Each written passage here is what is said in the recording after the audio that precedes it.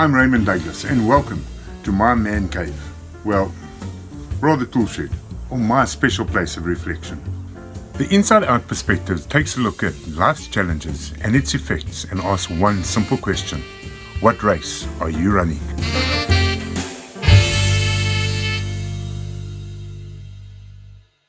Good day and welcome to another episode of the Inside Out Perspective. And I want to give a big thank you and a big shout out to those people who have subscribed to the Inside Out channel. I want to thank you and just tell you how happy it actually makes me, because when you start a new channel like this, everyone tells you it takes years before you start getting subscribers, and although it's only a few, man, it's really appreciated.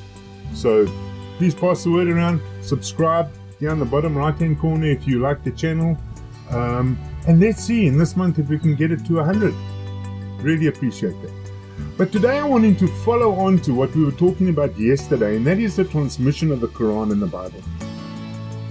And I want to mention here a little story about my mother, my late mother. And this is about 6 years after my father died. She always used to send us SMS messages or WhatsApp messages once she got to learn how to use that. She must have been about 72 at the time. And she always used to end the message with LOL, lots of love. And then one day I get this phone call and she goes, Raymond, I think I've got a boyfriend.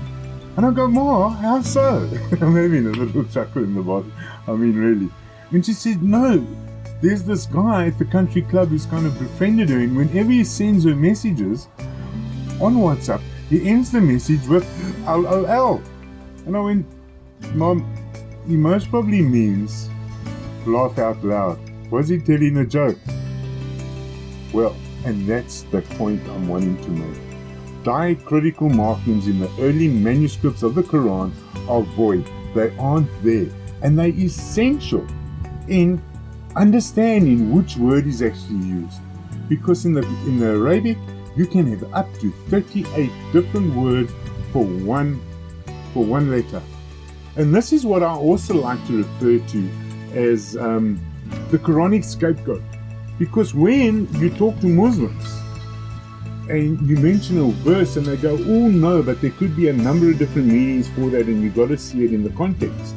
For example, Surah 345, where Allah is proclaiming Jesus to be the Word of God, and they reinterpret that to mean something else.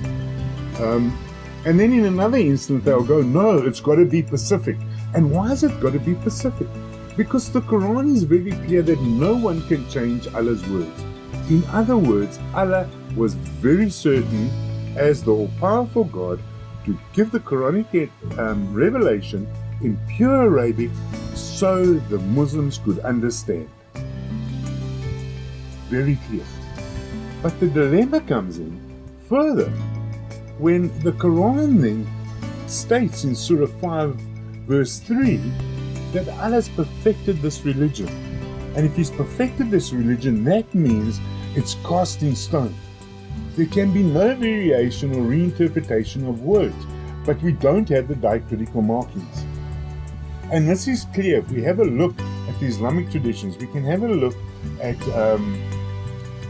a hadith, Surah Bukhari,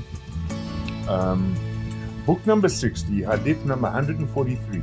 And this is a narration from Musa, which was considered, or is considered in the Islamic tradition, as the best reciter.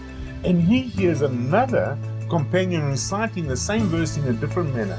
And he takes him to Muhammad, and Muhammad confirms that there are different manners or ways a Quran verse can be recited, although it has a different meaning, because clearly Musa understood it meant something else, and this is because of the diacritical markings. And we know the diacritical markings were only fully developed in the Arabic language 120 years after Muhammad's death. So, how does this affect the Quranic reading? I've used that simple example of my mother. Let's use another simple example. If I just wanted to simply tell you in English, I love you, and I didn't have vowels, that would be I, LV, you. But I could pick up the piece of paper and read it as I leave you. So let's put this in an Islamic context and relate it to the Quran, and not have I love you, but let's have Allah loves you. Does Allah love you? And that would be a direct contradiction of Surah 336. And if we read it as LV and I go, does Allah leave you? Well, that's another contradiction of Surah 2:190. But that could also be, does Allah levy you? And that confirms the jizya tax. Or it could be, does Allah live in you? And that's a direct contradiction of the oneness of Allah, because that then confirms the Trinity. So do you understand on a simple level how this affects the Quran?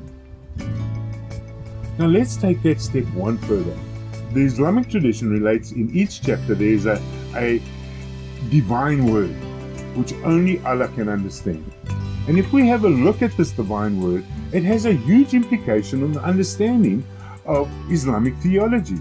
The example I'm wanting to use is Surah 87 verse 1. Now if we read that verse, it simply reads, praise your glorified God. Quite simply, there's no problem with it. But if we have a look at the diacritical markings of that divine word, and we change the ba to a ya, that's just moving the point one space over. Instead of having it on the left, we put it into the middle. What does it mean? It changes it.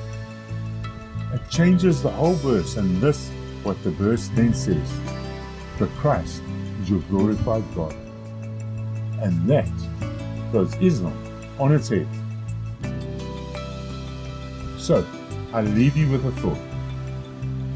What race are you running?